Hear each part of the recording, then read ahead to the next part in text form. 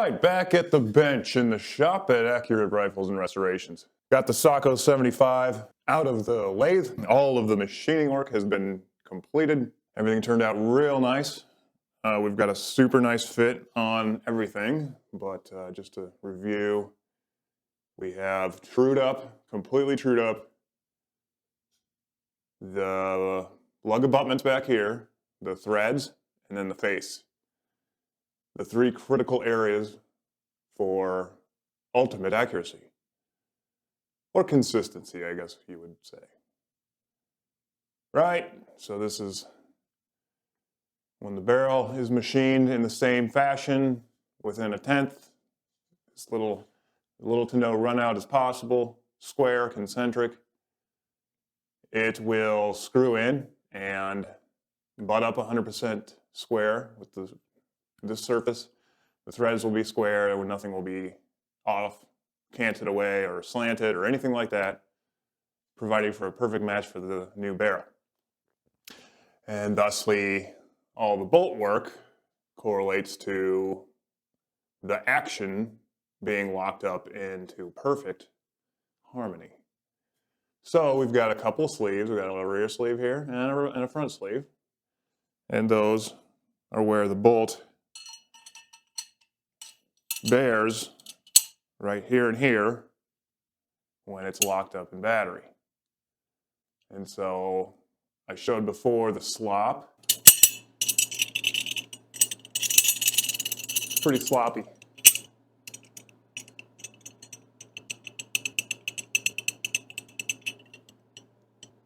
Pretty sloppy in there.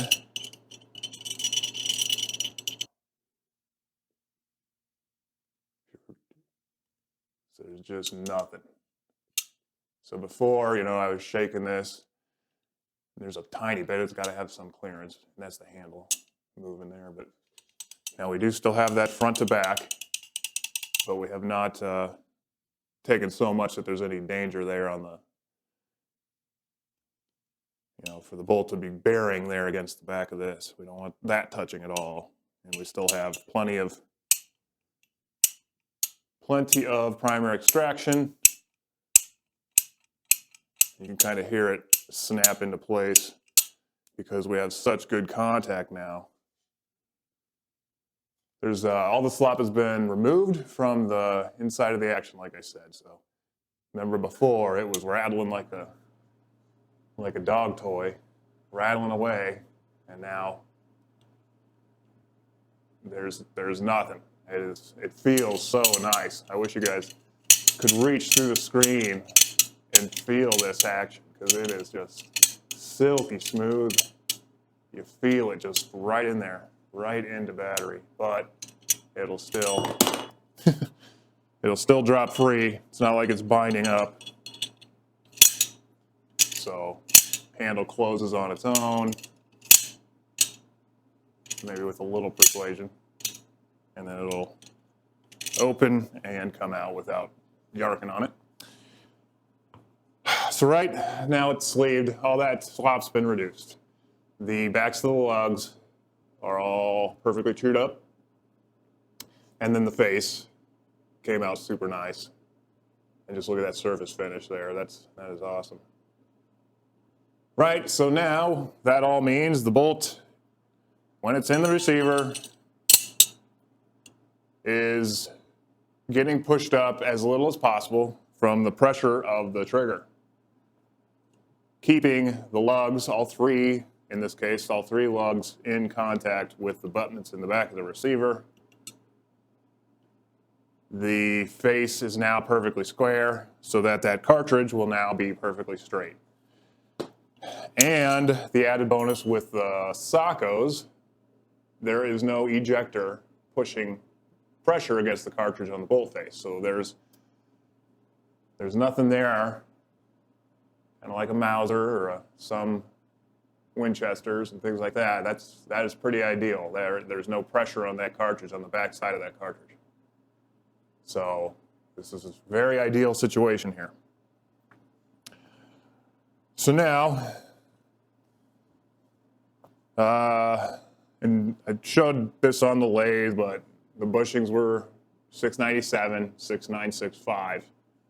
697 in the back, 6965 out front, right? So that's what the bore size is, bolt bore raceway, which means now we have clearance. We try to stay a half thousandths to a thousandths under the bolt bore raceway size. And we got 696 up front. And 69620 in the back.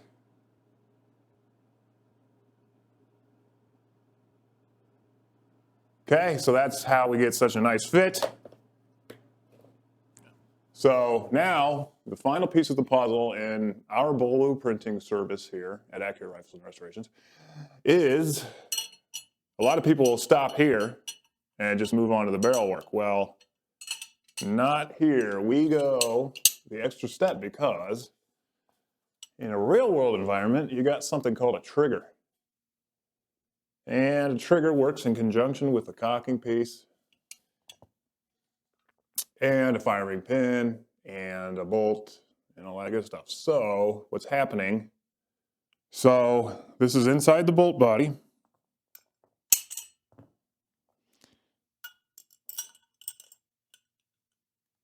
So when it's cocked, this is fired.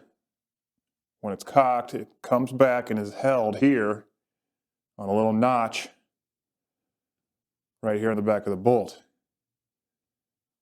When it's cocked in the rifle, it's actually right here, being held back there on the sear of the trigger.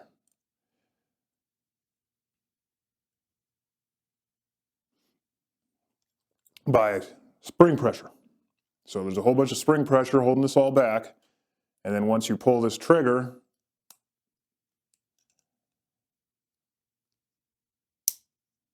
you see how that sear falls. So trigger not being pulled, you can't push that down. Trigger pulling, the sear falls, releasing this. Guess I can't call it a cocking piece since it's all one here. So this is literally the striker. Firing pin, striker, just depends on where you're at from this country. I don't know. So what's happening due to this pressure, physics is causing very minimally, of course now very minimally because we have a half thousandths or a thousandths clearance in the back, well half thousandths since we're dealing with a diameter, is, and this is exaggerated, but when we're cocked, so here's open, cock the bolt, it's getting forced up slightly due to all this spring pressure and mechanics of the firing pin striker system. So what that means is the lugs, one of those lugs, so if this is in the closed position, it's going to be like these two lugs are going to be pushed off slightly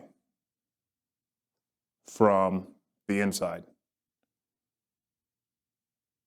Pushed off slightly. That bottom one will be contacting, these two probably won't. We're going to check. Sometimes you get lucky and everything kind of goes in. But we got to assemble the bolt, put the trigger inside, put trigger on. With this one, it's super easy. Just one screw holding it in. Okay, so we've captured all that and we put it to its notch right there. So now everything's being held back. We get the trigger bolts back in place. Okay, snugged up there. Like I said, very simple design. All right, now we'll put the bolt in. Make sure everything's working. So we're cocked. Fires. So that's what I was talking about. Pulling back on the trigger is allowing that sear to fall, allowing the striker to go forward. The old firing pin tip sticking out of the bolt face. So what we want to do is color up. I'll do the inside there, color that up with some black Sharpie. All right, so hopefully you can see in there the blacked out lugs inside. Okay, there's black marker, black marker, black marker. So now what we're going to do is simply put the bolt in, give it a couple swipes. Normally I like to hold this in a vise, but here, I'll just do it here. Okay, so I've closed the bolt, 5 swipes, whatever, and it has not wiped them clean. So we're going to do a little bit of lapping.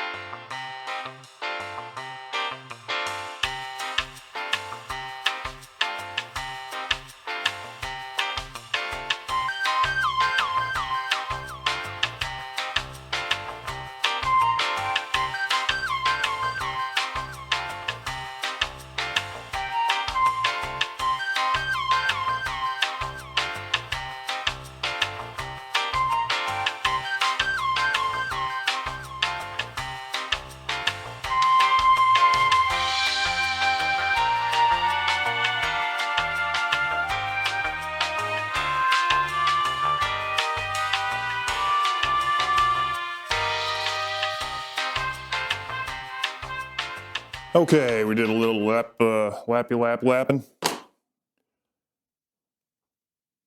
Huh, isn't that ironic? Lapland, Finland, Lapland, lapping. Yeah, get it? Let's check and see what we got now.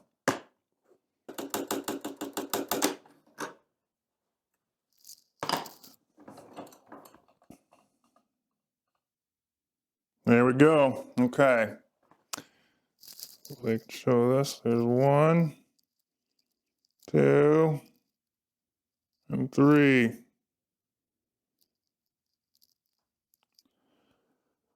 So now we got 100% contact on all 3 lugs.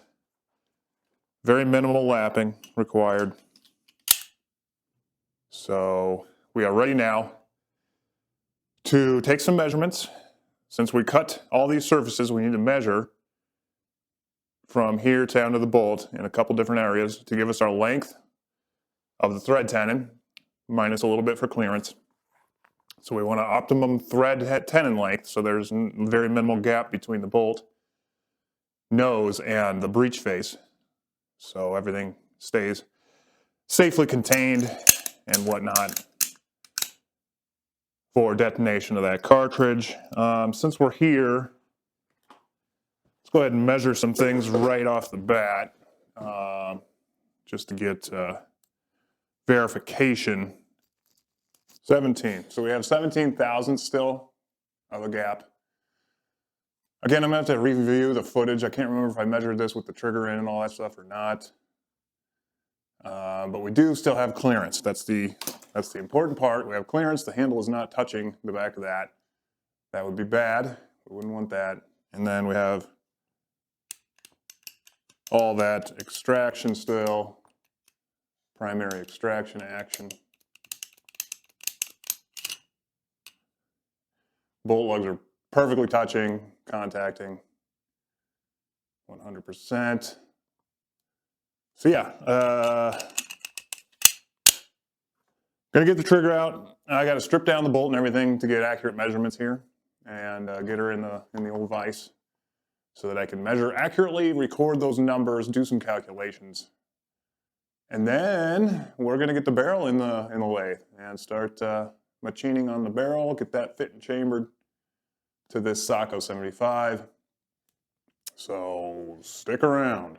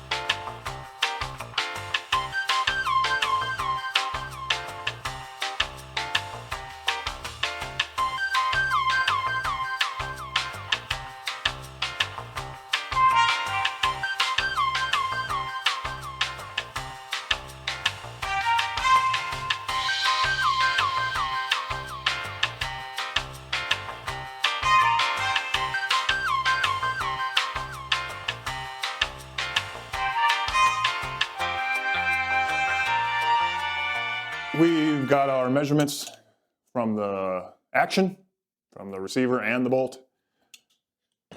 We've got our calculations completed on my spec sheet.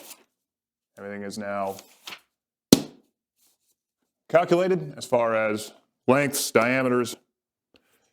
We, off camera, made a test stub for the new major diameter of our barrel. Finland obviously is European. Typically, a lot of those European manufacturers will use metric threads. Well, in this case, I did have the original barrel, right? So we did have the original to play with and kind of verify. This measured 0.992, something like that. So the closest metric equivalent would be 25 millimeters, which is like 0.984. Yeah, 984. So that's way too, that'd be way too big for a 25 millimeter. And with factory produced, mass produced barrels, obviously they're going to be a little bit on the low side, on the small side for the major diameter. So that's telling me this is definitely an inch major, and the TPI looks suspiciously like 16. And with my thread pitch gauge here, the 16 did fit. It's probably hard for you to see this, but this fits perfectly, 16. So I did whip out my metric pitch gauge, and the 1.6 also fit almost perfect. It did, I don't know, it was hard to tell. They looked almost identical. So what I wanted to do was confirm for absolute sure that we're dealing with the 16 threads per inch. So the first stub I made was 1 inch 16, and I made mine a little larger because this is precision work. So we're at 998. 998 for a little bit better fit at 16 threads per inch. Well, before we trued this up, this actually fit more or less perfectly. So then, just for absolute verification, I went in and spun up another thread tenon at the same, we'll call it 1 inch. Turn that down to 1 inch and was going to set the machine for 1.6 metric pitch and just see if there's any difference. Well, I didn't know this, and I'm not sure if it's true or not, but I'm looking on my machine chart for a 1.6. So they've got 1.5, 1.7, and all the way up and down from there, but there's no 1.6. I'm like, huh, well, that's interesting. Then I took my pitch gauge. I don't have my metric one out right now, but I took out the 1.6 and just put these two together, and yeah, they meshed up perfectly. So I learned something here. I believe, from what I can tell, a 16 thread per inch thread and a 1.6 inch metric pitch thread are the same thing. What do you know? Isn't that crazy? So since my machine had no selection for that, I just had to basically assume that they're identical. So the stars align for metric and English threads in that particular case, so 16 and 1.6, and it is interesting that 1.6 has the same two numbers as 16, 1 and 6, right? Now there's probably some really techie math that we could get into to calculate and prove that. I don't have the machinery's handbook with me. There's probably a way to do it. I'm not going to get into it.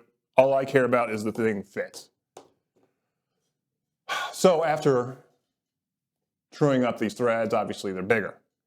And following my, if you watched and go back and watch and review the internal threading, truing up of the blueprinting process of this receiver, we ended up at 30 thousandths depth. So I went ahead and made a stub at 1 inch 30 thousandths. So 1.30.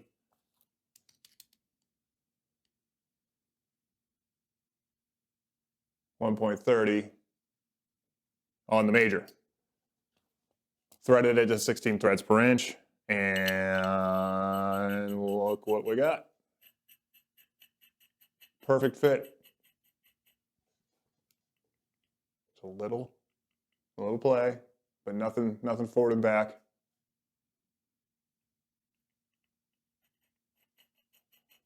Spins all the way in with no resistance by hand. Torques up nicely. So we got our new major diameter for this Sako 75. So we're ready to do some barrel work. Anything else to blab about here? I got my reamer holder. We got our reamer. Manson finishing reamer 7, shooting times Western, with a bore of 2765. We have our brand new Bartlein barrel. First thing I'll do is we'll center this up. We'll slice off the information and set that aside for the customer's keepsake. Then we will center up the barrel. Premium, high side up. So we'll be centering off the chamber end and then aligning it so that the muzzle is pointing up when everything's torqued down. Oh, and this particular job, we're gonna have to turn this down, this shank, to 1 inch, 1.125, because the fancy, I think I mentioned this earlier, but that Sako has this fancy kind of faceted face. And in order for it to line up perfectly here, like the original factory barrel does, we're gonna have to turn this down. Otherwise it's gonna overlap that and look pretty atrocious. It'll look very shoddy and very unprofessional. So we're gonna turn that down first.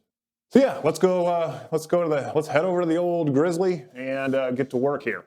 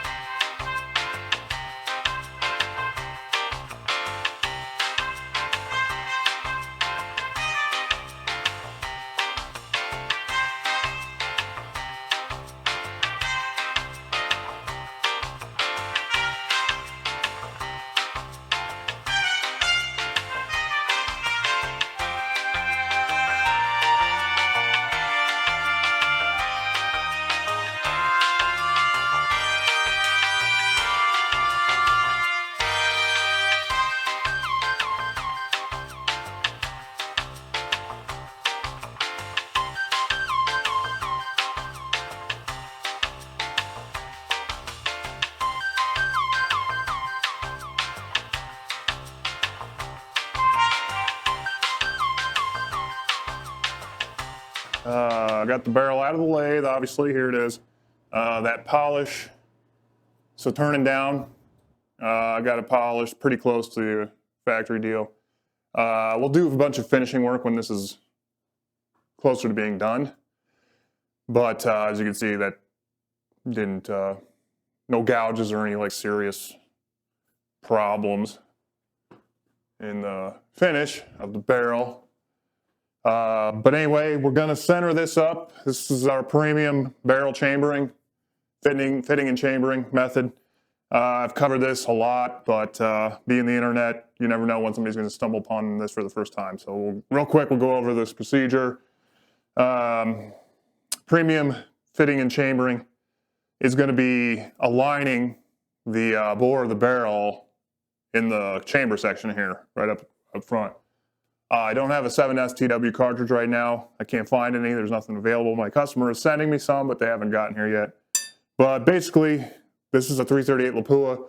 It's almost as long as the Shooting Times Western, but not quite, but it's close enough for this purpose. So cartridge is going to sit in the barrel, in its chamber in the barrel like that. You know, we'll just pretend like that's in the barrel. And so we're going to be centering it in two places here, kind of just like the blueprinting process for the receiver. We're going to focus on 2 points here and get that barrel running axially aligned with the center line of the barrel of the bore, right? So all barrels have a little bit of curvature in them from the manufacturing process. Just due to physics, there's no way it's a perfectly straight line. So you got to envision there's a bit of a curve, a bit of a rainbow as they call it, inside the bore. Which means so it's not going to be the same here to here to here to here, right? So you got to account for that, which is going to keep everything in the chamber area straight with the very entrance of the rifling or the bore. Who cares what's going on out here? We want to make sure as this cartridge enters the chamber, it's all straight, perfectly straight. It's not cattywampus to something due to the fact that the bore is a little bit different. Forget about the outside of the barrel. We're talking about the bore, so think of it like it's a rainbow, like a smiley face. Upside down rainbow, frown face, right side up rainbow, however you want to think about it. But we're going to get that cartridge machined, have the chamber machined straight to the bore. So that as the cartridge fires, the bullet enters the rifling perfectly straight. So in order to do that, we're going to have to, I've got a long range dial indicator. There's a couple different ways you can do it, but over the years I found the long range indicator is the best way to do it. You're checking right off the rifling instead of some range rod or a grizzly rod or something like that. But right in here, so here, and I got a little black line. It's basically where the throat begins on a 7STW, right there.